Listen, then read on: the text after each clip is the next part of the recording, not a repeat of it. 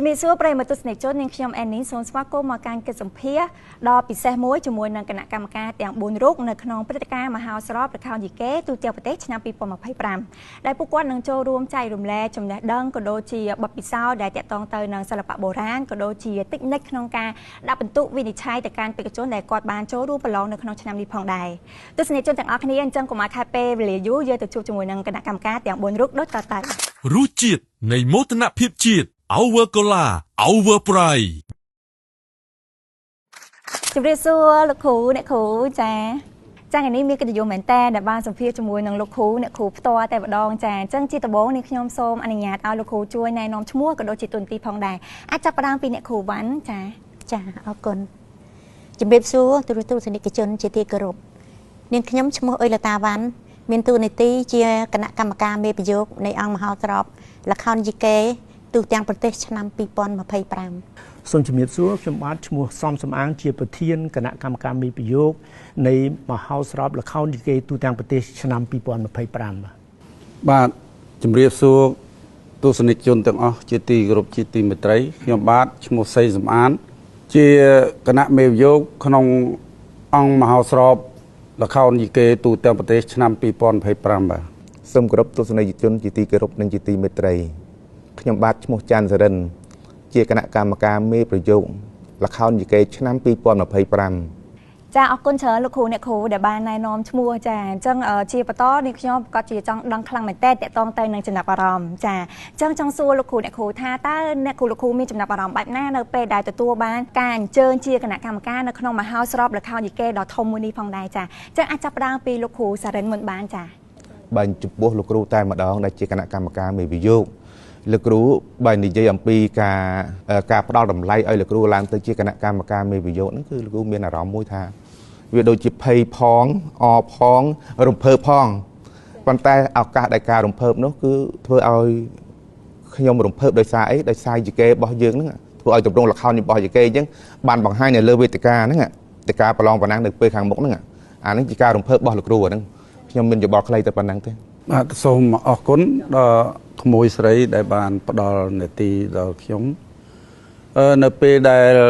ไตรบานกระทรวงแต่งตั้งเจียคณะเมพยกปดอลบรรทุ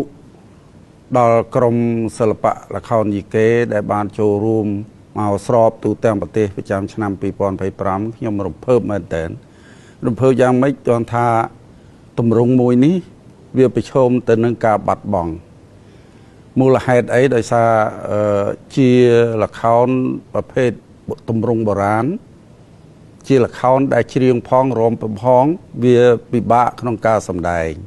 เอามวยเตี้ยคือบทจำเรียงนุกจานเอาเชียตุ่มรงมวยเตี้ยได้เชียละครแบบรวมพ้องเชียงพ้องใบจังบวกรวมเตียงอุปกรณ์เพลงบวกรวมเตียงปุ่มโน้ลเวียมันงี้หนึ่งตรองตรับโดยชนะให้บานเชียกระทรวงđã từ lớnคืออัพเระนังอัพพิวอดดำไปเอาศิลปะมวยประเภทนี้มีการรู้เรียน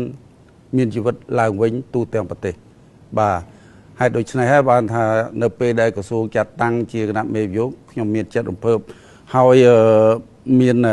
โมตนะเพียบจะปูกรมศิลปะแต่งลายได้บานดะชมุโชว์รูมของมหาสอบนี่สมออกคนนะชมสมออกคนจุปูสมนัวจุปูขยม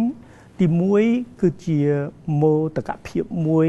แต่ขยมบานโชว์รูมในขนมเวทีการเราสำคัญนี่บ่าตีปีขยมเมียนออกกะหนึ่งโชว์รูมจำในใจรุมเล่ในบัดพิสาวได้จำในดังได้แปะป้อนหนึ่งตุ่มรงให้หนึ่งวับถอดขมายบ่ามาย่างเตี้ยในขนมคณะกรรมการมีประโยชน์วีตำไลนี่ขยมสังคมท้าให้นึงเชื่อเจตาคณะกรรมการบริยุขยมนี่มีบัตรพิสาวโดยโชว์ในกรมกุลกาให้ในกรมสลัดทัวอาชีพเชียเนี่ยวีตำไลป่าสมองยาขนมเนียมขยมเชียคณะกรรมการมีประโยชน์ในอังมหาสอบละครเก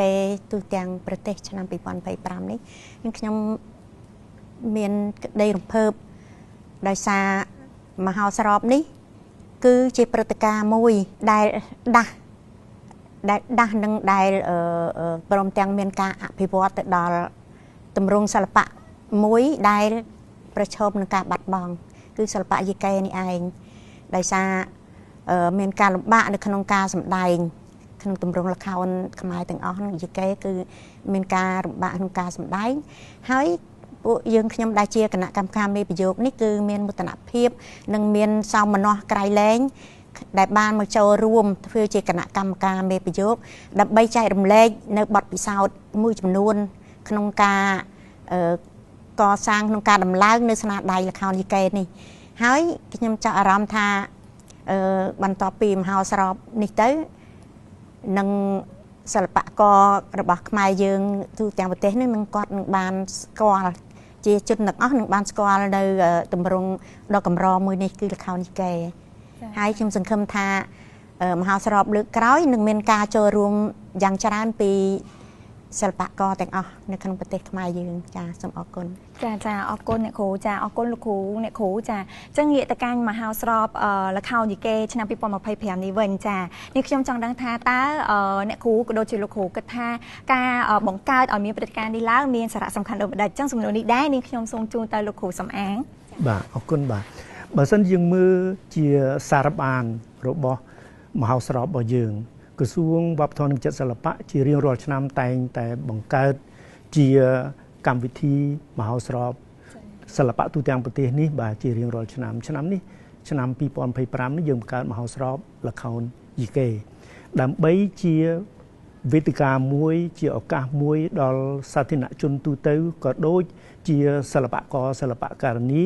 សម្រាប់ការរៀនសូត្រការដកបទពិសោធន៍ហើយនឹងការបណ្ដុះបណ្ដាលស្ទង់មតិថាតើខ្លួនឯងនឹងទៅដល់ណាតើថ្លឹងថ្លែងកម្រិតទេពកោសល្យបាទណាហើយមួយទៀតក៏ជាវេទិកាមួយដែលធ្វើឲ្យយើងដឹងអំពីធនធានសិល្បៈវប្បធម៌ខ្មែរជាពិសេសល្ខោនយីកេនេះទូទាំងប្រទេសថានៅប្រទេសកម្ពុជាយើងនឹងមានក្រុមសិល្បៈល្ខោនយីកេនឹងប្រមាណហើយនឹងមានសិល្បៈសម្ដែងល្ខោនយីកេនឹងប្រមាណអ្នកសិល្បករសិល្បករនីសម្ដែងល្ខោនយីកេនឹងប្រមាណអ្នកដែរបាទចាអរគុណច្រើនលោកគ្រូចាចុះសម្រាប់អ្នកគ្រូមានប្រសាសន៍អ្វីបន្ថែមទៀតទេអ្នកគ្រូចាខ្ញុំគិតថាក្នុងការប្រារព្ធធ្វើឡើងនៅមហោស្រពល្ខោនយីកេនេះគឺមានសារៈសំខាន់ខ្លាំងចាគឺបានឲ្យសិល្បករទាំងអស់គាត់បានមកបញ្ចេញសមត្ថភាពបានវាស់ស្ទង់សមត្ថភាពពីក្រុមមួយទៅក្រុមមួយនិងបានយល់អំពីការខ្វះខាតនិងអ្វីដែលជាភាពរីកចម្រើនរបស់គាត់ដោយសារមហោស្រពមនុស្សបានបង្ហាញចាអរគុណច្រើនអ្នកគ្រូចាចឹងចូលទៅដល់សំណួរបន្ទាប់តើមហោស្រពឆ្នាំ2025ក្រៅប្រធានបទគុណធម៌និងកតញ្ញូនេះមានអត្ថន័យសំខាន់អ្វីខ្លះក្នុងការលើកស្ទួយល្ខោនយីកេចាចុះសំណួរនេះដែរនេះខ្ញុំសូមផ្ដល់ជូនទៅកាន់លោកគ្រូសំអានចាបាទសូមអរគុណកូនស្រីសំណួរនេះគណៈកម្មការមេប្រយោគបានដាក់ជូនទៅក្នុងអង្គមហោស្រពទាំងមូលដើម្បីឲ្យក្រមសិល្បៈតាមបណ្ដាខេត្តទាំងអស់យកទៅធ្វើស្នាដៃដំឡើងស្នាដៃដោយសង្កត់ធ្ងន់លើខ្លឹមសារគុណធម៌និងកតញ្ញូជាខ្លឹមសាររួមយើងពិនិត្យឃើញថាមានពីរពាក្យគុណធម៌និងកតញ្ញូពាក្យតគុណធម៌គឺការធ្វើគុណបាទទទួលគុណឯពាក្យតកតញ្ញូគឺការតបស្នងពាក្យថាតបស្នងគឺត្រូវសួររកថាតើអ្នកណាដែលត្រូវតបស្នងហើយបកមកក្រោយវិញថាតបស្នងចំពោះអ្នកណាដែលបានធ្វើគុណបើអញ្ចឹងខ្លឹមសារនេះជាទូទៅគឺគណៈកម្មការមេប្រយោគសង្កត់ធ្ងន់ទៅលើពាក្យថាអ្នកដែលត្រូវគេធ្វើគុណហើយអ្នកដែលត្រូវគេសងគុណកុំភ្លេចគុណចំពោះអ្នកដែលគេបានធ្វើគុណដូច្នេះសរុបសេចក្តីមកដោយខ្លីគឺថាគណៈកម្មការមេប្រយោគកំណត់ហើយថាតើក្រមសិល្បៈណាដែលយល់អំពីប្រធានបទហើយដំឡើងស្នាដៃធ្វើឡើងមកឲ្យត្រូវនឹងពាក្យថាគុណធម៌និងកតញ្ញូនេះជាខ្លឹមសាររួមខ្ញុំសូមបកស្រាយតែប៉ុណ្ណឹងបាទសូមអរគុណចាអរគុណច្រើនលោកគ្រូចាអញ្ចឹងជាបន្តលោកគ្រូសារិនមានចាពាក្យពេចន៍អ្វីបន្ថែមទៀតទេលោកគ្រូចាខ្ញុំសូមបំពេញបន្ថែមបន្តិចរាល់ទម្រង់សិល្បៈរបស់ខ្មែរ គឺសិតតែបង្កប់នៃអប់រំទាំងអស់អញ្ចឹងខ្ញុំពេញចិត្តទៅលើប្រធានបទកតញ្ញូនិងគុណធម៌អញ្ចឹងរាល់ទស្សនីយភាពល្ខោននិកេដែលយើងកំពុងតែសម្ដែងនៅថ្ងៃខាងមុខហ្នឹងការប្រឡងនៅថ្ងៃខាងមុខហ្នឹងវាបានផ្ដល់តម្លៃនៃរូបភាពមួយខ្លឹមសារមួយទៅលើគុណធម៌ហើយនឹងកតញ្ញូនេះឯងអញ្ចឹងអានឹងជារួមចំណែកមួយដើម្បីអប់រំសង្គមតាមរយៈទស្សនីយភាពសិល្បៈនេះឯងអានឹងអរគុណគឺខ្ញុំសូមបញ្ចប់ខ្លីប៉ុណ្ណឹងចាអរគុណច្រើនលោកគ្រូចាអញ្ចឹងសំណួរបន្ទាប់នេះខ្ញុំសូម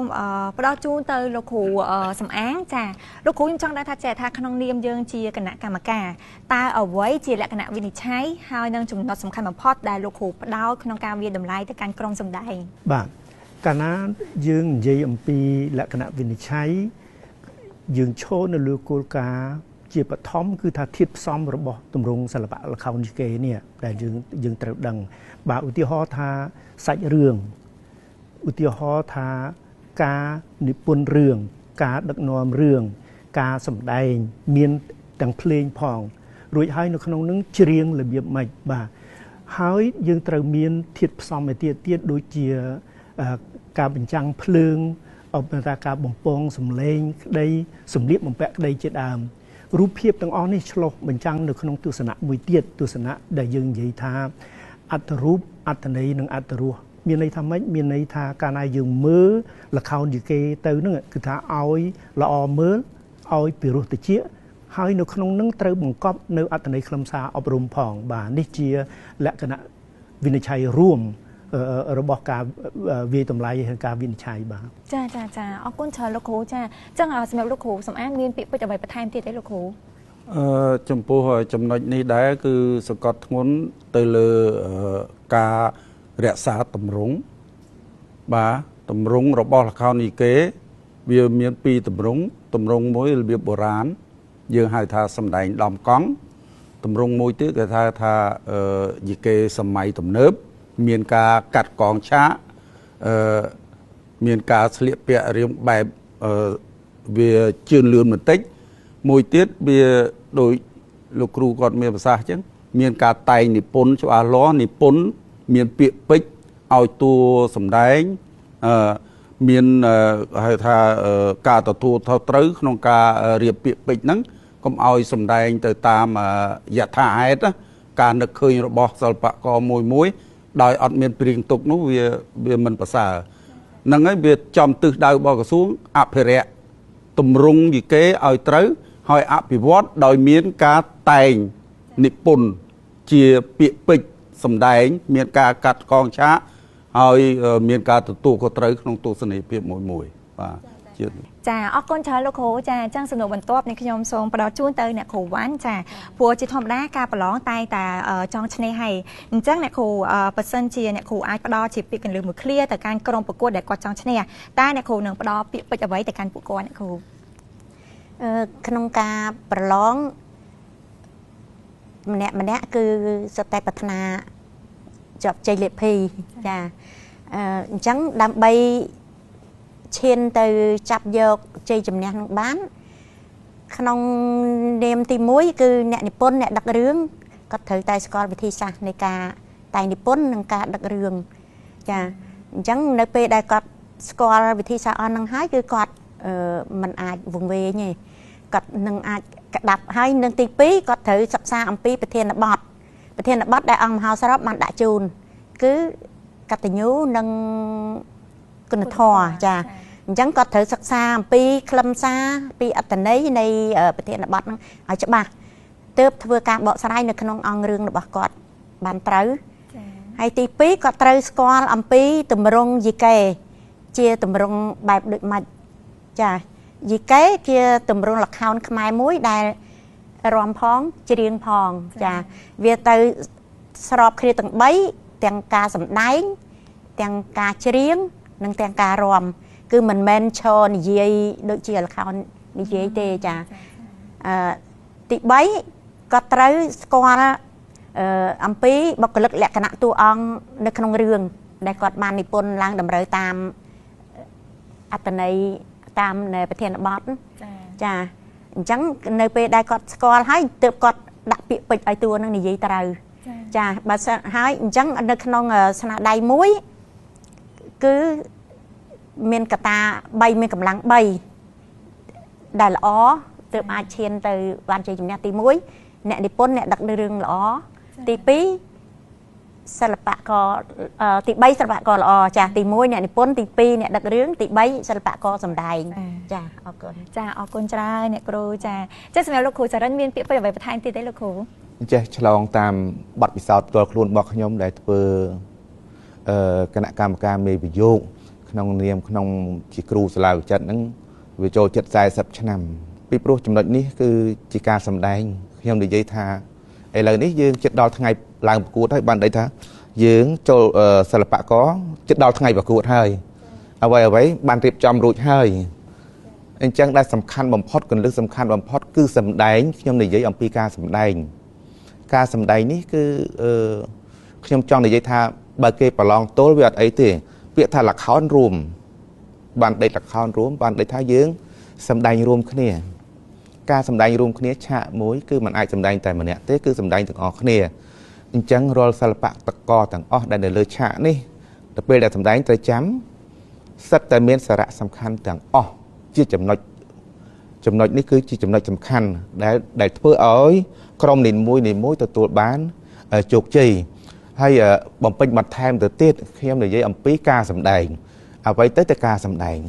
ត្រូវហើយនឹងសម្ដែងកើតពាក្យខ្លះក្រុមខ្លះគឺសម្ដែងបានប៉ុន្តែมันល្អមូលហេតុគឺសម្ដែងកើតមិនសម្ដែងត្រូវទេក្មួយណាពាក្យថាសម្ដែងត្រូវឧទាហរណ៍ខ្ញុំសម្ដែងរឿងអីមួយខ្ញុំលេងត្រាម៉ាទិកឧទាហរណ៍ចុះមករងស្ងាត់សូនស្ដាប់ខ្ញុំហូរទឹកភ្នែកខ្ញុំឧទាហរណ៍សោកនេតកម្មមួយនោះឲ្យថាសម្ដែងត្រូវមួយទៀតហាសនេតកម្មកំ pl ែងសោចពេញឆាកនោះឲ្យជាការសម្ដែងត្រូវ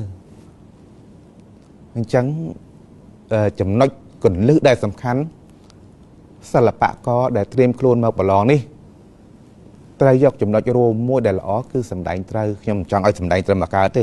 សម្ដែងត្រូវបានទាញទស្សនិកជនទាញគណៈកម្មការមេវិយោគទាំងអស់បានអាហ្នឹងគឺសាររបស់ខ្ញុំសូមអរគុណសូមបញ្ចប់ប៉ុណ្ណឹងអូអរគុណច្រើនលោកគ្រូចាបកស្រាយបានក្បាលមែនតើចាចង់ជ្រុលលោកគ្រូបានបកស្រាយអីចង់ខ្ញុំមានសំណួរមួយទៀតចង់ឲ្យលោកគ្រូជួយបន្ថែមនៅបកស្រាយដែរអញ្ចឹងក្នុងនាមយើងជាគណៈកម្មការតើលោកគ្រូរឿងអ្វីដែលបេក្ខជនគួរធ្វើនិងមិនគួរធ្វើនៅពេលដែលការប្រកួតមកដល់ចាលោកគ្រូមានពាក្យអីផ្ដាំផ្ញើទៅពួកគាត់ទេលោកគ្រូបាទអរគុណក្មួយស្រីបំពេញបន្ថែមបន្តិចចុះអានេះសំណួរថ្មីណាមិនអាសំណួរមិញទេសំណួរថ្មីបាទចេះសូមបំពេញបន្ថែមដល់និយាយចំគឺសិល្បករប្រៀបដូចជាគ្រួសារខ្ញុំរួមហើយគ្រួសារអ្នកលើឆាកហ្នឹងអ្នកដែលអង្គុយទាំងអស់ហ្នឹងគឺយើងរួមគ្នាហើយសិល្បករក៏ដូចទាហានដែរតាក់ទងទៅនឹងវិន័យទាំងអស់បើសិនណាជាគ្មានវិន័យទេការធ្វើដំណើរទៅមុខគឺមិនបានជោគជ័យទេវិន័យធ្វើអីខ្ញុំឧទាហរណ៍ថាធ្វើកិច្ចការរួមបើបុគ្គលម្នាក់ឈឺតើនរណាបានបំពេញគឺអត់ទេអញ្ចឹងវិន័យនាំឲ្យយើងមានសុខភាពវិន័យនាំឲ្យយើងមានសេចក្តីថ្លៃថ្នូរវិន័យនាំជាកត្តាធ្វើឲ្យនាំយើងជ័យចំណេះជាក្រុមអានេះគំនិតទស្សនៈរបស់ខ្ញុំហើយក៏ខ្ញុំធ្លាប់ឆ្លងកាត់នៅការដឹកនាំក្រុមជាច្រើនឆ្នាំដែរអានឹងក្មួយស្រីអានឹងគំនិតរបស់អ៊ំអានឹងសូមប្រយោជន៍បលទៅប៉ុណ្ណឹងចាអរគុណច្រើនលោកគ្រូចាចឹងសម្រាប់លោកគ្រូសំអានមានពាក្យពេចន៍អ្វីបន្ថែមទៀតទេលោកគ្រូខ្ញុំមានចំណុចមួយទៀតត្រង់ថាក្រុមសិល្បៈដែលចូលរួមមហោស្រពនេះបានជោគជ័យប្រៀបបីដូចជាអ្នកជិះទូកចឹងសម្រាប់ថាមកមហោស្រពហើយគឺទៅជិះទូកហើយកាន់ចង្វារៀងខ្លួនហើយបើសិនជាចុះទូកមកហើយអត់យកចង្វាមកគុំអ៊ំដល់ត្រើយដែរបាទនេះតាក់ទងនឹងរឿងប្រៀបដូចជាតបចឹងក្រុមសិល្បៈមួយក្រុមប្រៀបដូចជាតបមកកងចឹងបើចូលសមរភូមិអត់មានអាវុធធ្វើមិនឈ្នះខ្មាំងកើតដូច្នេះសិល្បករដែលចូលមកមហោស្រពបើខ្វះសម្ភារៈឬខ្វះមនសិការខ្វះវិន័យក៏មិនអាចមកចូលមហោស្រពនេះបានដែរមូលហេតុអីដោយលោកគ្រូសរិនគាត់លើកឡើងបាញ់មិញការធ្វើដំណើរបើអញ្ចឹងត្រូវគិតពីពេលវេលាត្រូវគិតពីសុខភាពត្រូវគិតពីវិន័យដើរហើរខ្វះម្នាក់ក៏មិនអាចសម្ដែងបានដែរបើមានតែតួឯកខ្វះតួរងក៏អត់ទៅរួចដែរបើអញ្ចឹងសិល្បករក្រុមទាំងមូលត្រូវមានវិន័យសំខាន់បំផុតហើយមានវិន័យវាអាស្រ័យទៅបានគឺស្នាដៃដែលធ្វើឡើងនៅលើឆាកតើស្នាដៃល្អសម្ដែងទៅល្អ ការចាត់ចែងរៀបចំល្អនោះឲ្យដែលជាវិន័យ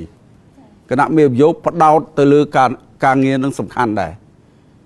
រឿងល្អសម្ដែងទៅឲ្យមានគេហៅថាទស្សនិកជននៃការគ្រប់គ្រងបាននៃក្រុមនោះមានវិន័យល្អ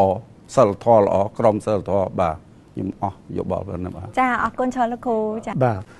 សូមអរគុណតាមពិតលោកគ្រូទាំងពីរនាក់អញ្ជើញមានប្រសាសន៍ក្បោះក្បាយអស់ហើយតាមពិតក្នុងរឿងហ្នឹងខ្ញុំគ្រាន់តែចង់បន្ថែមចេះបើសិនជាយើងដែលជាកូនសិស្សដែលយើងធ្លាប់ស្ដាប់លោកគ្រូអ្នកគ្រូដែលជាព្រឹទ្ធាចារ្យដែលគាត់ផ្ដាំមកហ្នឹងថាដើម្បីនឹងចូលរួមនៅក្នុងការប្រកួតនេះបានជោគជ័យយើងត្រូវរៀបចំខ្លួនយកទស្សនៈមួយដែលលោកគ្រូបានផ្ដាំមកថារៀបចំខ្លួនត្រៀមជានិច្ចកុំឲ្យអសន្នជានិច្ចបានក្តីថាមានការហាត់សមនឹងឲ្យបានល្អប្រសើរមុនមកចូលរួមបាទសូមអរគុណចាអរគុណច្រើនលោកគ្រូអ្នកគ្រូដែលបកស្រាយបានក្បោះក្បាយមែនតើអញ្ចឹងជាចុងក្រោយតើលោកគ្រូក៏ដូចជាអ្នកគ្រូមានពាក្យពេចន៍អ្វីដើម្បីផ្ដាំផ្ញើទៅទស្សនិកជនយើងដើម្បីឲ្យគាត់ចូលរួមឲ្យបានច្រើនកកហើយនឹងគ្រប់គ្រងមហោស្រពល្ខោនយីកេយើងក្នុងឆ្នាំ2025នេះដែរចាអញ្ចឹងសំណួរនេះខ្ញុំសូមជូនទៅលោកគ្រូសំអាងមុនចាបាទសូមអរគុណបើសិនជាយើងមើលទស្សនៈដែលពាក់ព័ន្ធនឹងវប្បធម៌របស់យើងតែងតែនាំគ្នានិយាយថាវប្បធម៌រលំជាតិរលាយវប្បធម៌ពនរាជាតិខាងការហើយវប្បធម៌នេះជាព្រលឹងរបស់ជាតិហើយម្យ៉ាងទៀតខ្មែរយើងទូទាំងប្រទេសតែងតែនិយាយហើយនឹងមានមោទកភាពខ្លាំងថាខ្លួនឯងនេះជាកូនហើយនឹងឈាមអ្នកសាអង្គរដូច្នេះបានក្តីថាវប្បធម៌អរិយធម៌សម័យអង្គរនឹងមានការលូតលាស់ខ្លាំងដល់កំពូលបាទនៅក្នុងន័យនេះបើសិនជាយើងមើលមែនតែនទៅតួនាទីរបស់យើងដែលជាអ្នកបន្តវេនជាពិសេសបងប្អូនដែលជាទំពាំងស្នងឫស្សីនេះគាត់ត្រូវចូលរួមចំណែកក៏ក្រឹកក្រែងផុសផុលទៅតាមតួនាទីហើយនឹងកាតព្វកិច្ចរបស់ខ្លួនបាទទាំងទស្សនិកជនទាំងអស់នឹងគាត់ស្វែងយល់អំពីតម្លៃរបស់វប្បធម៌ខ្មែរនៅក្នុងនោះមានរឿងពីរមានអ្នកសម្ដែងហើយសិល្បករសិល្បករនេះហើយនឹងទស្សនិកជនដូច្នេះសិល្បករនេះដូចជាឆ្លុះបញ្ចាំងនៅក្នុងមហោស្រពយើងអញ្ចឹងបានក្តីថាគាត់ធ្វើស្នាដៃមួយដែលមានសុក្រិតភាពឬក៏ល្អប្រសើរដើម្បីយកមកដាក់លើឆាកដើម្បីជូនទស្សនិកជនមើលព្រោះភ្នែកល្អភ្នែកព្រោះតិចហើយនឹងមានការរៀនសូត្រនៅក្នុងនឹងផងបាទដូច្នេះគាត់ត្រូវរៀបចំធ្វើអញ្ចឹងឲ្យយើងទាំងអស់គ្នានឹងបំផុសបំផុលនៅគំនិតមួយហើយនឹងមនសិការមួយស្រឡាញ់ការពារលើកស្ទួយហើយនឹងអភិវឌ្ឍវប្បធម៌យើងទៅថ្ងៃអនាគតបាទចាអរគុណច្រើនលោកគ្រូសម្រាប់ការបកស្រាយយ៉ាងក្បោះក្បាយចាអញ្ចឹងអ្នកគ្រូមានពាក្យពេចន៍អ្វីបន្ថែមទៀតទេអ្នកគ្រូចាអរគុណចាដោយលោកគ្រូប្រធានគណៈកម្មការមេវិយោគាត់មានប្រសាសន៍លម្អិតចាអស់ហើយខ្ញុំគាត់តែបន្ថែមបន្តិចបន្តួចក្នុងការដែលមកចូលរួមក្នុងមហោស្រពល្ខោនយីកេនេះគឺសូមឲ្យក្រុមសិល្បៈទាំងអស់គឺថាខ្ញុំដឹងហើយថាម្នាក់គឺប្រឹងប្រែងធ្វើដើម្បីជ័យលាភីចាតែទន្ទឹមនឹងហ្នឹងគឺយើងត្រូវធ្វើដោយសូមឲ្យអ្នកទាំងអស់គ្នាធ្វើដោយមនសិការស្រឡាញ់វប្បធម៌ចាកុំឲ្យធ្វើដើម្បីគ្រាន់តែថាឲ្យមកប្រឡងបានជាប់ចាអញ្ចឹងទោះបីជាជាប់ឬធ្លាក់យ៉ាងណាក្តីសូមឲ្យទុកមហោស្រពនេះជាសាលារៀនចាជាការមកដកស្រង់បទពិសោធន៍ជាការមករៀនសូត្របន្ថែមបំពេញនៅការខ្វះខាតរបស់ខ្លួនចាសូមអរគុណចាអរគុណច្រើនអ្នកគ្រូចាអញ្ចឹងលោកគ្រូមានយោបល់អីបន្ថែមទៀតទេលោកគ្រូដើម្បីអំពាវនាវដល់ទស្សនិកជនគាត់ចូលរួមបានច្រើនកកអញ្ចឹងណាលោកគ្រូបាទអរគុណកូនស្រីជាកិច្ចចុងក្រោយខ្ញុំបាទជាតាំងនាមឲ្យគណៈកម្មការមេប្រយោគក្នុងពិធីមហោស្រពល្ខោនយីកេទូទាំងប្រទេសប្រចាំឆ្នាំ2025សូមអំពាវនាវដល់បងប្អូនទស្សនិកជនទាំងអស់ជារួមតែម្ដងគឺថាក្នុងឱកាសនេះហើយដែលខ្មែរយើងចេះលើកស្ទួយនៅវប្បធម៌ជាតិឲ្យបានខ្ពង់ខ្ពស់ដូច្នេះកម្មវិធីមហោស្រពយើងនឹងចាប់ផ្ដើមពីថ្ងៃទី20ខែវិច្ឆិការហូតដល់ថ្ងៃទី23ខែវិច្ឆិកាឆ្នាំ2025នាសាសនសិទ្ធិចតុមុខនឹងបើកទ្វាររងចាំបងប្អូនចូលរួមទស្សនាដោយឥតគិតថ្លៃសូមអញ្ជើញដើម្បីលើកស្ទួយវប្បធម៌ជាតិខ្មែរយើងជាពិសេស ទម្រង់ល្ខោនយីកេទូទាំងប្រទេសប្រចាំឆ្នាំ2025នេះនៅសាលសន្និសីទចតុមុខថ្ងៃទី20ដល់ថ្ងៃទី23កុំខានឲ្យសោះសូមអញ្ជើញចូលរួមទស្សនាកុំបីអាការឡើយសូមអរគុណអរគុណច្រើនមែនតើសម្រាប់ការចំណាយពេលវេលាចូលរួមហើយក៏ដូចជាការបកស្រាយយ៉ាងក្បោះក្បាយពីលោកគ្រូអ្នកគ្រូគឺមានអត្ថន័យខ្លាំងមែនតើតកតងទៅនឹងមហោស្រពល្ខោនយីកេរបស់យើងដែលជាសិល្បៈបុរាណហើយក៏ជាគេមរតករបស់ដូនតាយើងផងដែរដូច្នេះទស្សនិកជនទាំងអស់គ្នាកុំភ្លេចចូលរួមឲ្យបានច្រើនកណាដែលកម្មវិធីរបស់យើងនឹងចាប់ផ្ដើមនៅថ្ងៃទី20ខែវិច្ឆិការហូតដល់ថ្ងៃទី23ខែវិច្ឆិកាហើយដែលមានទីតាំងនៅសាលសន្និសីទចតុមុខចាជាចុងក្រោយនេះខ្ញុំសូមអរគុណទៅដល់ភូមិបាលីបៃសិកខ្មែរដែលបានផ្ដល់ទៅជាគ្រឿងអលង្ការដ៏ស្រស់ស្អាតជូនមកកាន់នាងខ្ញុំផងដែរហើយគណៈពេលនេះកិច្ចសម្ភាររបស់យើងក៏បានចូលមកដល់ទីបញ្ចប់នាងខ្ញុំ ending ក៏ដូចជាគណៈកម្មការយើងទាំង4រូបសូមអរគុណសូមជម្រាបលា